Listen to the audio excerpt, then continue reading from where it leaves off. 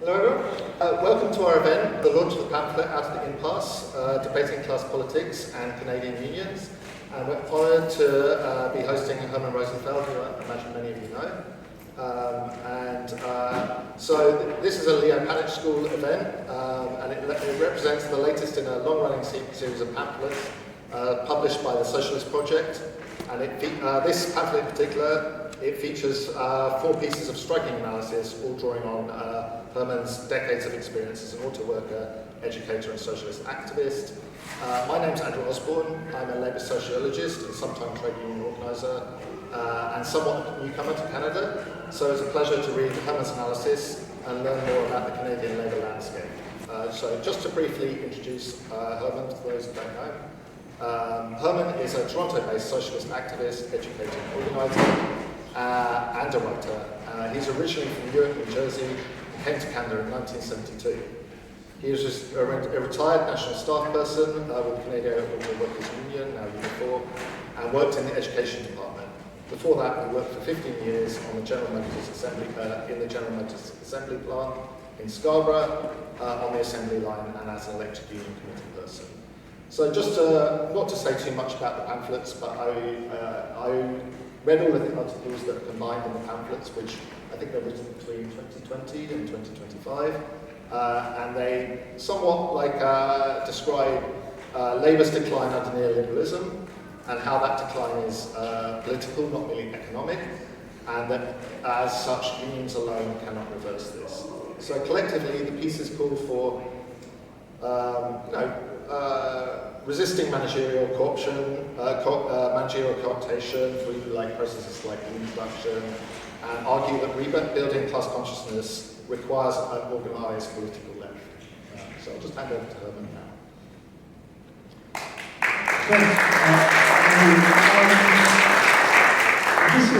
This isn't really a book, as you noted. It's pretty. There's only a few articles in it, and it points in a particular direction, and it's that kind of direction that I'd just like to address a bit first.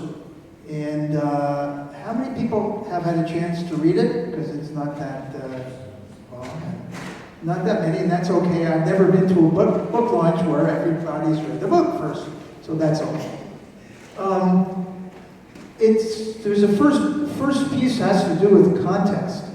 We're not living in a moment where the union movement is in great shape, or the context and the political world that they're facing, and economic world they're facing, particularly in Canada, is all that propitious. This is the era of the Trump tariffs. It's an era of the orientation of the majority government we have is to sort of pretend to be able to challenge the integration and dependence upon the United States and its empire in ways that increase it, and in ways that undermine and directly attack the union movement, but undermine the conditions which would make it propitious to fight against it. The union movement hasn't been able to deal with this tremendous complex of challenges, and particularly the sector that I worked in, the auto sector in Canada, is in tremendous crisis, tremendous problems, and it predates Trump. My experience in the union is when I first started in 1976. I didn't know what the hell would it meant like to be inside of this kind of a union. And I remember looking around the workplace. It was a pretty intimidating thing. And I learned how to do the job. The weather was like this, except there was no snow. I mean, you had to work 2 hours overtime every night. It was difficult. However, I got a chance to figure out how to operate in the union. That took me a few years too, because I started out in this very, very far left group that denounced bureaucrats, number one, if you were in any kind of position in the union. And if you weren't totally against capitalism, that was number two. And number three is that we also were dead set against American companies owning the auto industry. And we opposed the Auto Pact, which was a very important a limited free trade agreement between Canada and the US, which actually opened up space to be able to develop the industry. But we weren't all that subtle. But I learned over time, and I went through a whole series of important experiences. One had to do with the fight in 1984 against concessions that the auto companies were demanding, which reflected the union movement, particularly in the United States, dealing with the competition that their employers were facing from Asian auto companies. And the union here did something which I had no idea that we would be able to do. Number one was to refuse the idea that you have to give up things that you've won, critical things, in order to help the company become more competitive. And it's not to say that, it was to say that the power of the companies isn't something we should keep in mind. But the idea was competitiveness is something which is a constraint, but it's not something we embrace. It's something we recognize as a constraint, and we work to limit its effect as a constraint, and actually try and challenge it, try and challenge the structural basis of it. The second thing that I found was absolutely critical was the breakthrough with breaking with the United States and the UAW, in the sense that the union proposed full autonomy to be part of an international union on one level, but to have the right to be able to bargain your own contracts, set your own policy, and that's reflecting the independence of the needed independence or autonomy of workers in this country, and the idea that the workers in every country have a right to be able to have their own union movement. But it proposed a solidaristic approach to it, and it was denied because the idea was that this was not really an international union. This was an American union that was dominated by them, and it was the end. And this is not to say even today that all international unions are like that. I did some work for the Amalgamated Transit Union, and at the time the leadership of that union was in the U.S. was extremely left-wing. They supported Bernie Sanders, and the locals here were problematic. So but having your own union movement is critical. And that opened the door to a number of very important things that the union did. And it had to do with, one of the most immediate things it did was take up the battle against free trade. It wasn't the only union that did it, but it was very, very vocal. It did a lot of education with its members. And I remember, even in the shop floor, arguing with people about it.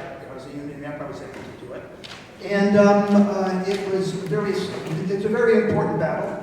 And we lost that battle, but it did develop a series of people, of activists, and people who believed in this battle, the need for challenging corporate power, two, challenging what we came to know as neoliberalism. None of us recognized it at the time. You've heard the term corporate agenda and all that kind of stuff. That's the terms we used, but it really was a whole ideological approach to transforming governments and transforming economies. And it developed into opposition towards globalization, neoliberal globalization, with the idea of imposing rules around the world, in every country, that protect the power of mobility of corporations, protect the ability of any corporation in any country to be able to identify as a national company. The whole series of reforms that came in for free trade, with integrating the economy even more between the United States and Canada, without any limitations. So I saw the union develop in a particular way. It took on battles. It inspired other unions to be able to go in a similar direction. And even in some of its other unions, like the steelworkers, it helped to inspire a reform movement in that union, which ended up not succeeding. And then when important battles took place around neoliberalism coming, particularly in Ontario, it took a very strong stand, along with important public sector unions, against Harris, but also against the NDPs of Bob Ray, implementing three critical components of neoliberal austerity here. And there was a whole debate in the union movement. You might have heard the term pink paper, right? There was a debate between some unions, some international unions, and including CEP and some others. And on the other side, CAW, CUPW, QP. And one of the arguments had to do is that how do you deal with the economic challenge of that period? Do you rely on workers and unions helping their employers become more competitive internationally in ways which supposedly don't hurt workers? You've heard these corporate terms now, but I remember there's a guy I worked for the steelworkers who claimed he invented the term empowerment. What he meant was that workers would, they would get the government to support their employer if the employer needed support, and they would participate in helping the companies become more competitive. But they say they would do it in a way which was would educate the workers, would raise skills, but ultimately it really meant was cutting costs, helping to intensify work, a whole series of things that happened. And that we had a really important debate. The union played a great role in that. But things began to change when the context changed. And one can't necessarily completely blame the context, but certain things did happen. The union began to, after the anti-globalization movement, you might remember, beginning of this century, there were huge numbers of demonstrations around the Western Hemisphere and around the world, challenging the WTO and forms of organizations which imposed internationally in every country rules protecting corporate power, capital mobility, finance, capital, a whole series of things which were characteristic of what happened around free trade were imposed around the world. And there was a whole series of major demonstrations around the world. And the union played not a leading role, it was one of the main issues around it. And then after 9/11, things changed. And the union became much more defensive, and a whole series of things began to happen. They started accepting concessions, offering concessions to corporations, to some of the big three. They began arguing not so much against free trade, but they were arguing that the Japanese had too much protection for their markets, so that they should embrace free trade, and that would help Canada. So American corporations in Canada could have access to the Japanese market. They argued, remember there was a campaign called Manufacturing Matters, and the idea was to support manufacturing, but what it meant was that they want the members to start knocking on doors for their neighbors to be able to tell their member of parliament to give money to the to give money to the American corporations to be able to stay here. And then there was the Magnet deal, that wonderful Magnet. You might have known that, which was the idea of getting into this seemed like a monolith of auto parts, which was non-union, run by that fellow that's in the news now, Fritz Connick. And it was packaged as some way we got a foot in the door, but basically gave up all the rights to have an independent union inside the workplace. And they also, as part of the agreement, they stipulated that you couldn't change that rule. You couldn't change any of the fundamental rules. And that was a particularly terrible setback. And then there's the political changes, because at this moment, the social democracy around the world particularly embraced neoliberalism as the only real way forward, or to try and eliminate neoliberalism. And Bob Ray was an example of that, although he became a real liberal. But fundamentally, the NDP in Canada, like a lot of social democratic parties, moved to the center the term has usually been third way, that somehow there's a way to build your economy without challenging capitalism. And since so much of the social programs that you relied upon are funded by competitiveness and the profits of corporations, that you have to figure out ways to be more competitive and to do it these ways. And I want to go back right now to look at some of the things I've written, just to touch how they do this.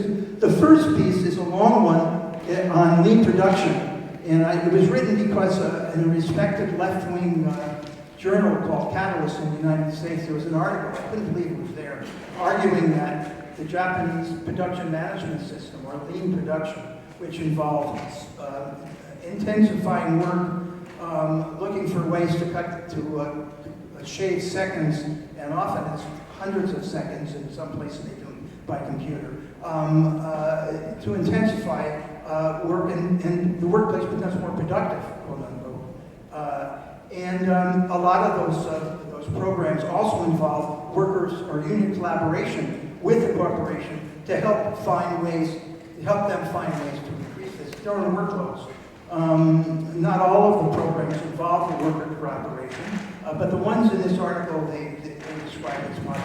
So this is I think it's a really important summary of how to challenge lean production, what's wrong with it, and how it's central to part of how capital becomes competitive. And what's really interesting is that most of the stuff that I learned about the lean production model and fighting it, I learned when I was working on the staff of the CAW and just before I got hired. Because that's one of the things that the union did. We took that on. We figure out ways. You couldn't stop what the company was doing completely, but you look for ways to limit it, to educate workers about what to look for, and to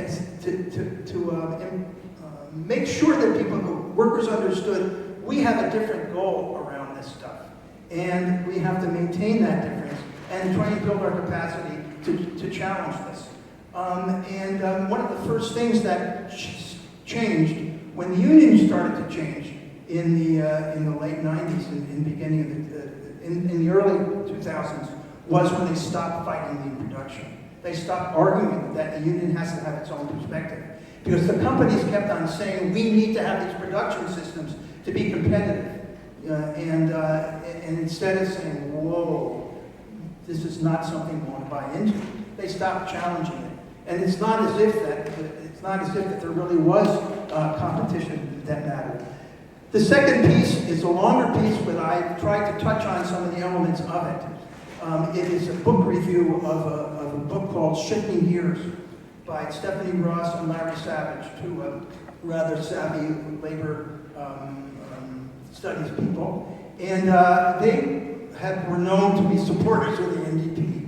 And when I started this book, I expected to read something which would say, the union, when it broke off from the NDP, and it did, that's when it lost its way. It did not say that. It was a very, very, I thought, sophisticated, fair, and balanced notion of the forces that drove the NDP to the center, and it did.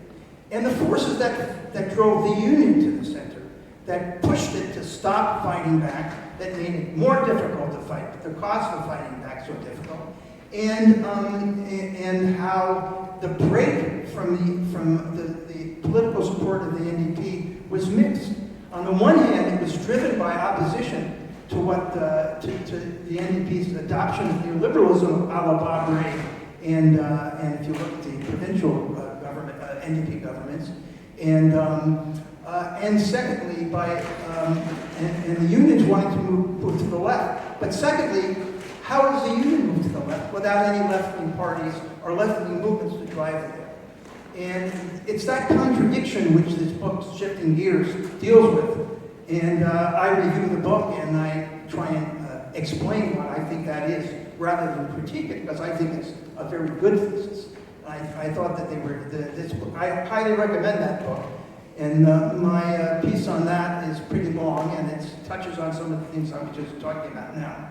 And it sort of ends with the idea that, there is no socialist left or radical left or any kind of movements. When I first started, I was in a small Maoist group that had 1,000 members in Quebec, but hardly any here. They were a communist party. It was called the Workers' Communist Party. It was a Maoist group. They were a communist party, people of various Trotskyist groups, and whatever problem, and people who were left over from the left of the NDP or various other kind of left experiences in workplaces and in the union. And it did help to shape things. That generation is gone. And those movements are all dead. There are various reasons for that, but there is no real radical left at all that poses the question of how do we deal with this terrible situation now? But I'm thinking that when they wrote this, they're writing the book about five years ago. How do you deal with the question that these companies are producing cars that are sort of outdated, right? That now that there's this tariff entry to the U.S., that the U.S. in fact doesn't want EVs in that market. And of course, we can't produce enough cars to sell here. Or that private vehicle movement isn't maybe on its way out as the predominant way that people get around, because the environment becomes a critical factor. Just look at what it was like the last couple of days. The inability to address these questions, and it's not as if it's the fault of the people to do it, but it's very difficult. You need a movement to be able to build an understanding among workers in the workplaces and communities.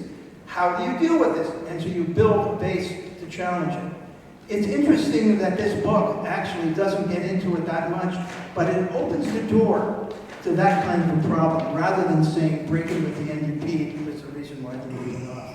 Two other points, and I'll get off. Another piece is a short one. It's about no middle way. And basically the argument is, it's a very short piece, but I wrote a longer version of that that was in Canadian Dimension. I wrote a longer piece for the Socialist Project Bullet. Simply saying we want to break with the United States isn't enough. It's like when we all rejected free trade, we didn't have alternatives really other than to go keep the status quo. We want to go back to the way it was. But today, that doesn't hold, because there's an integral link between the integration with the American empire and how capitalism operates in this country. There are no capitalist private sector allies. You want to see what's standing up to the United States, it's translated by Canadian, at least the Canadian state. You see what Carney's doing. This isn't what we want at all. It's a totally different approach. But you need to have, at least you need to have a sovereign capacity to be able to make political decisions, to be able to challenge capital. So we don't have any movements that are capable of doing this. We can't say that you can declare a political party of 10 people that agree to these things, because people aren't going to support it. You've got to build a base in workplaces and communities. And the you who's building that base is who? You know, it's part of what we need to do. And it's interesting that Stephanie and Larry sort of say things about it. But to me, it has to do with now that people are talking, because of Trump, people are saying they got to break with the U.S.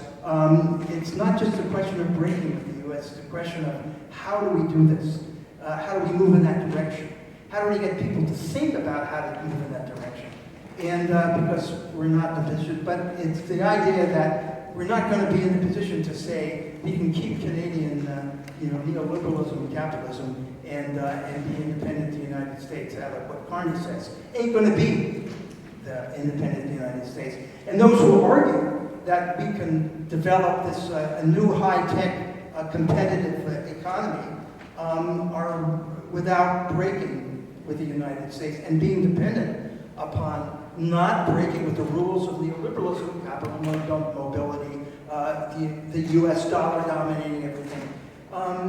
That is, you may not be the 51st state juridically, but it's a way undercover to be part of the United States.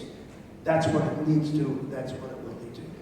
So I think that really covers everything. I just was wandering a bit, but there's a long history here, and it's not a question of these people who are leading these unions of being bad people or being corrupt or anything. It's a tough moment to the industries and the sectors that we're all part of because of the structural constraints we know.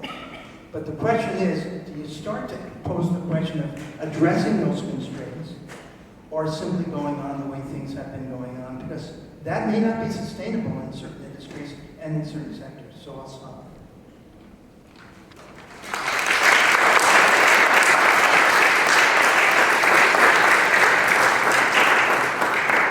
So, thank you very much, Herman.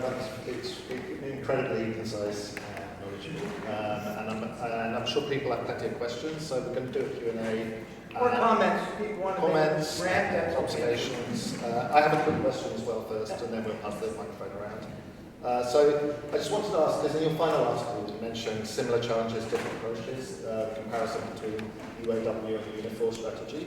You look at the new momentum within the UAW that came with Bernie Sanders and so forth, was to fight the billionaire class, and compared it to the Unifor strategy, which seemed more concessionary at the time.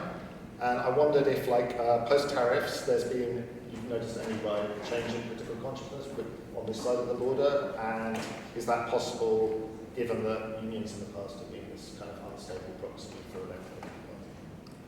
Well, a lot of what happened in the U.S. was rhetoric, but they did organize strikes, some kind of strikes. They did talk about building a more radical, a more militant movement, and that was important. And they got rid of, and one of the things that made that possible is they got rid of this pretty disgusting, corrupt leadership. However, some of those folks are still ensconced in certain sectors in that union. And it isn't perfect because what they still face, the UAW still faces these terrible challenges. One has to do with that Trump may present himself as someone who wants to create these tariff barriers in order to allow more jobs to be created in the United States. The auto jobs aren't going to be, more auto jobs are not going to be created in the United States because of this. Certainly not unionized ones. And the big, major multinational auto companies, they're very careful about where the hell they're going to make their investments. And right now, like certainly in auto, I mean, what are they going to invest in? ICE. And I don't mean the ICE ones that kill them, because I'm talking about internal combustion engines. And they're in a tough situation. But the strategy of that union is not perfect either. One of the things that Fain did was talk about how tariffs are good, and tariffs aren't isn't a dirty word. If we were ever interested in building our own industries in certain sectors that are run by the state, we would have to use tariffs. But basically, what he was talking about was the Canadian tariffs, the tariffs against Canada, and that was the most unsolidaristic thing you could possibly say, and it doesn't work. And there are contradictions in terms of standing up to the companies in reality. There's one thing to talk, and then there's another thing not to. And then there's the question of Trump. Are they really challenging Trump? Or are they doing education in their workplaces? Because in that union, there's a lot of folks who voted for Trump, just like there's a lot of people who voted for conservatives here. And they're not doing that which is necessary to do. And there have been contradictions in that union, particularly. And here, the outcome of the contracts, both in Canada and the United States, weren't that different. They didn't give up concessions. Here they made major gains too. The question is, did they help change the culture of the union, which has been very defensive, at least in the auto sector, in terms of people are so afraid of their jobs, in terms of leadership that is afraid to do very much to challenge their employers. One of the effects of the change in the union that's moved to the center and right under the second half of the Buzz Hargrove regime was that people were bullied in leadership was bullied in the major auto companies and the major locals, and basically said, you're not going to get investment unless you give this up or listen to us. And so instead of trying to inspired people to fight back and take chances, they did the opposite. And that culture is still there. And what it breeds is that some of the locals, this is unfortunate, some of the locals have people that are moved to the right. That, the Oshawa local leadership invited Proudek to speak to them. Oshawa local isn't noted as being the most radical left place, or even the most progressive. But this is pretty amazing. And the president of one of the Chrysler local, Stellantis locals, sort of endorsed Ford because they, So the union really isn't pushing in this direction. It's very defensive, although its strategy around, if you talk to their strategy people, their research people, its strategy around dealing with Trump it's problematic, but it's not terrible. I mean, the head of the research department, who's somebody I know for years, young man still, but this is a really good person. Basically, he says we made this mistake when we lost this battle and integrated, and so we're limited to what we can do now. So they do call for challenging Trump's tariffs. That means putting tariffs on the Americans. The counter, they're not doing that. Recognizing that when, even if the Democrats come back to power, that this isn't likely to completely change.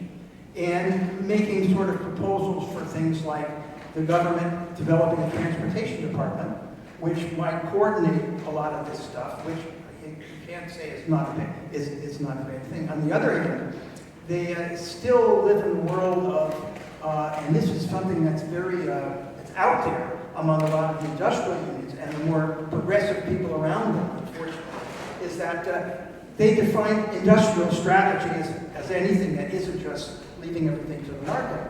So they argue that government should support the employers in order to be able to make them more competitive and develop. Now, when there was this spate of investments announced around EVs here, you can argue that they shouldn't have done this. I mean, it should have been something that capital either did by its own, or that the government should develop its own special. But you can understand the union saying that this is a good thing because it will build our capacity to do this. But the market in the U.S. is not for this. So they're in a really bad predicament. What they need to do, I think, is to do things like when a plant is in trouble, take it over. Not that workers are going to run an individual plant. You don't do that. But it's part to demand that something else is produced there. We supported this very small, and it wasn't very successful, group of people that argued in Oshawa that they're called Green Jobs Oshawa, and that's something else we produce there. That EVs or some kind of non-ICE transportation that we experiment with it, and then it'd be taken over by the state, funded, and that would become a hub for this kind of thing. There's very little examples of that in the Western world. The only one that we can ever think of that ever went anywhere, and it died too, was in England, where they had what was it called? Lucas plant. That's right, the Lucas plant. And but we haven't had that. Why aren't we thinking about these kinds of things? Why aren't we taking these kinds of risks? That's what needs to happen. So I don't hear too much about it. And the union isn't there at all. So that doesn't mean that this union is bad. This guy who I talked to, the research person, is a very, very progressive fellow. But this is really not the kind of organization that's going to be able to lead in that direction. And there's nobody saying that they should. And that's part of, when I talk about having a left, someone should be saying this stuff. I mean, we used to get up in the CAW, in the early, when it was UAW Canada, and call for the Canadian car, and enter the auto black. I don't think that was the right position, but I argued with it. The CPers argued around it. We all did this kind of stuff. Nobody's there to actually push in any way, shape, or form, and that's scary.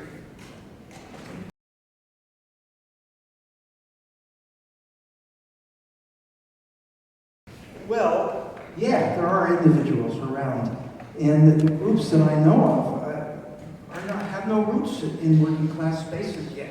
I'm in a group called the Socialist Project. It's tiny. We don't have anybody working in these spaces, but we are working with people in logistics, in Amazon, to try and build this kind of thing. And in Toronto, I know, and there are individuals that really want to do this kind of a thing. There's, like I said, there's groups like us. There's a group called Spring, where people are working in the public sector. But they're so small, it's hard to know. I mean, there was a big meeting they had in Quebec where a group of people argued that they were going to build a more radical union movement across the country. And one of the things they did is to try and build a boycott of Amazon in Quebec, which is hard to do. I mean, boycotting Amazon at this, you know. And yeah, we need some young people who want to do this kind of thing. And like I said, there's a group of people called Communist Workers Circle. It's a handful of people who they believe that you got to work in the manufacturing sector. So they're they put questionnaires out to workers in some of the manufacturing plants around Toronto. But in terms of actually getting this kind of stuff happening, I don't see that many happening. In terms of unions, I'm not sure, you know, like the different locals. One of the things that is very disappointing is what happened to the QP Local 1 in Toronto, the hydro workers. They had a really interesting, very progressive union that argued against privatization, worked like hell against privatization. And it failed. I mean, it didn't fail. Hydro 1 is not, in Toronto, it's not privatized. But they lost their oomph, and they joined the power workers. There was a Walmart that was organized in Ontario by Unifor, and my understanding is that some of the Amazon workers are being held by Unifor.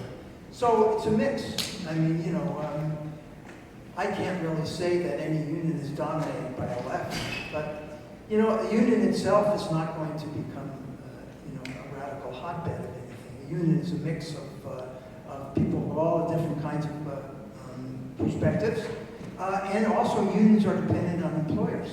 As long as we don't have like a major challenge to private capital ownership, that is built in to the union movement here, and it's one of the main constraints.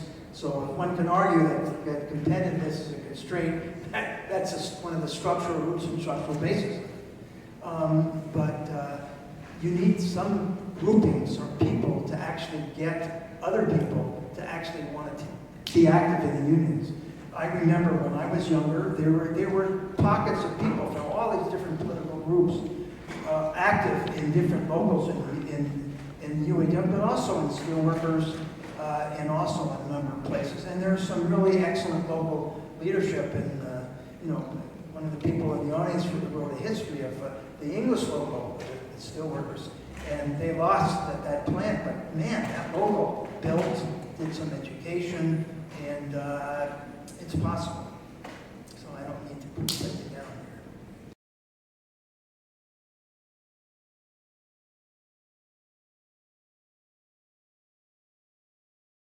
The Chinese have mastered production of manufacturing of electric vehicles, which is absolutely essential.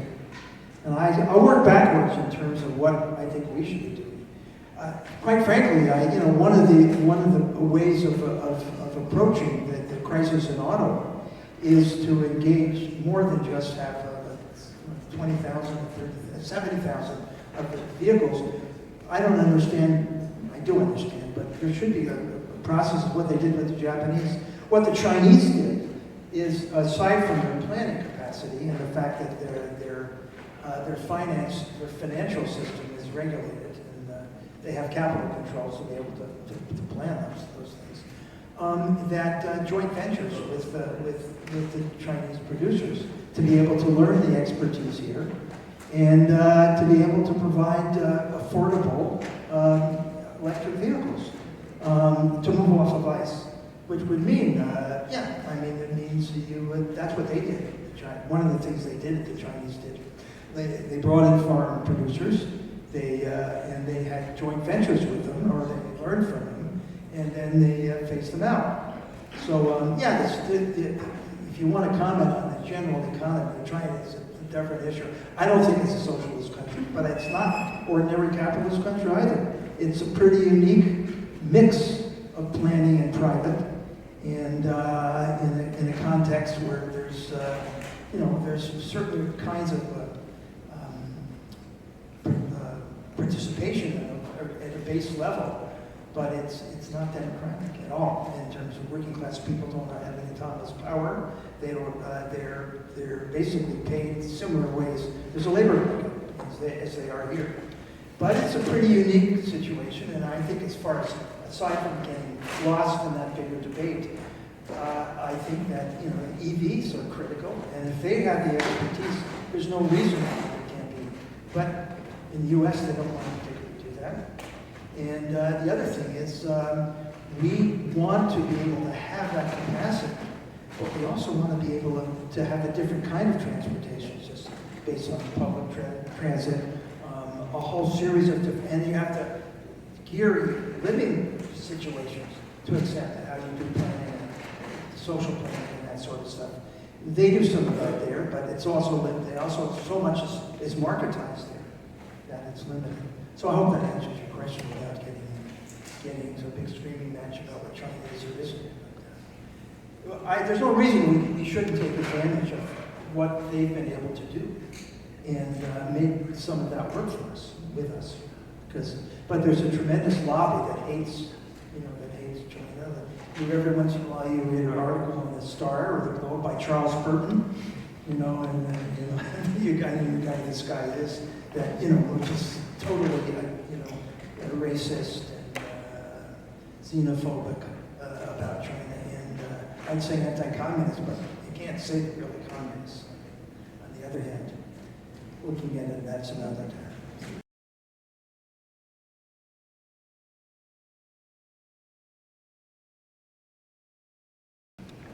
I guess the answer is, when it comes to the stuff I've been talking about, I don't know what his approach is.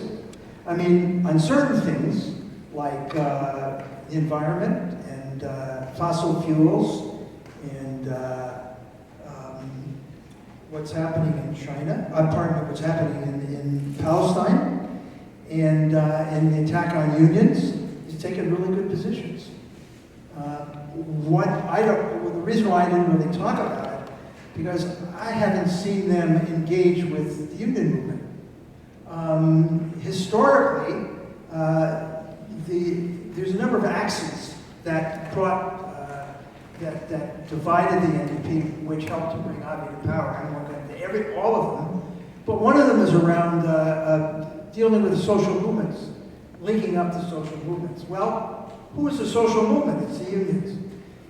Part of the problem is I'm waiting to see, because a lot of this has to do with to see how Abiy's leadership is going to unfold and what role the NDP is going to play. I'd like to see them play a positive role, obviously. But if they're going to just do what the unions tell them, because they are the social movements, I don't really expect any great moves around that. We'll see. So far, on most positions that Abiy's publicly taken are pretty good. And a lot of us who are not social democrats didn't join the NDP, but saw Abiy's win as a positive thing, are happy about that, and we hope there's more of them. But the big issue, though, in the long term, is you can't break with the United States unless you're also breaking with capitalism in some way. And it isn't just a question of having one public operator in a particular sector, although some of them would be really good. It's transforming capital, our dependence on capital mobility, our total integration with the United States in all kinds of ways, and then breaking with and controlling capital in terms of capital controls, in terms of democratizing finance, which you have to be able to do to pay for things, and the kind of radical transformation that a lot of people who are part of these movements have talked about positively around making Canada sustainable in different ways. I'm hoping to hear from some positive moves in those directions, and let's hope to see. Because for me, I would say I'd have to wait and see. You folks who are more engaged in that process, you may have some say over it, but we'll see.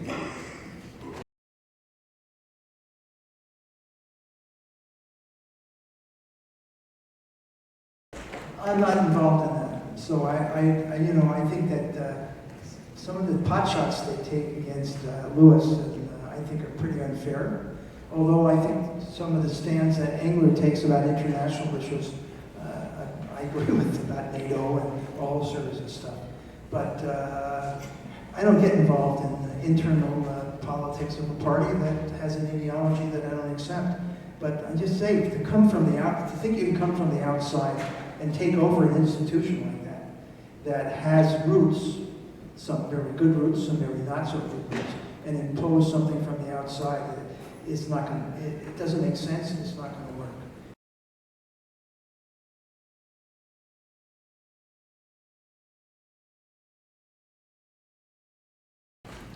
Well, I'm not a sociologist who studied this more in depth. But when we were doing this stuff, it wasn't as if everybody was jumping for joy politically either. I just raising these issues in the workplace when I first got there, people thought I was crazy. Some did, and I sort of acted a bit crazy, so that was good to reinforce me. But I think that people aren't that different today, except there was some crew of people who were still around, who had been part of a more radical and militant component. Remember, during the late 60s and 70s, high employment levels, there were strikes all the time. I remember just reading through this paper that I had to write, that from 1975 to 1977 or something, it's the highest rate of strikes, in history. And it freaked the hell out of the government. People would make us less competitive. When I was in the plant, we used to have sit-downs all the time. Wildcats. It was pretty easy to do that, so you had to be careful how you did stuff. But that's different from talking politics, because people experience some radical collective experience in the struggle doesn't mean that they're necessarily, it opens them up. Doesn't mean that they automatically engage more politically left. It gives you an opportunity to talk about things, particularly when the threat of your workplace is there. Free trade starts to happen, and layoffs start to happen, and then people ask bigger questions, and then you can raise them from the beginning, but people become more open to that. And I think people are political today too, but the question is, how do you do that? I play blues harmonica, and there's a whole musical community they're part of. We played last night in a jam session, and I was listening to two friends of mine. They're both black people, and one of them's a great really fine harmonica player, the other's a singer, right?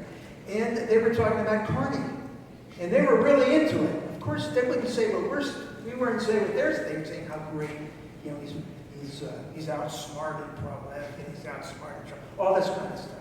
So people, I know there's a lot of liberals in my neighborhood, or NDPers, who are sympathetic to Carney or whatever.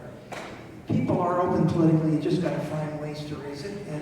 And when you spend time with people over time, then they get to know you as somebody who talks about this stuff all the time. And if you start having collective experience doing certain things together, then they open up. Doesn't mean they're all complete. There's an art to developing people as socialists and developing yourself as doing it, because you hear, that's what they think. Or this is two different things, so contradictory. We all have contradictions, but a lot of working people do. A lot of people are scared, and they're disgusted with, it isn't just the cost of things. It's what kind of work they're going to get, what kind of work their kids have, what's going to happen to their country, a whole series of things. This weather gets really like this, and they're worried about the environment, but they don't think they can do anything about it. There are things that happen. The problem is that when you just do it as an individual, it doesn't. You've got to have some kind of collective way of doing these things, and some kind of sense of what are we saying? What are we calling for? How's it different? And that's, I think, how you build. But you got to have organizations to do that, and organizations got to work together to be able to do it. So I don't know if that answers your question. I find young people just, they're not political, but they're political about different things. And their take is different, just like each generation is different. And what they have to face is different. And what you have to face is different. Anyway, that's what I take that. Thank you very much, Herman. That was a great question to everyone as well. So if we could just have a round of applause for Herman.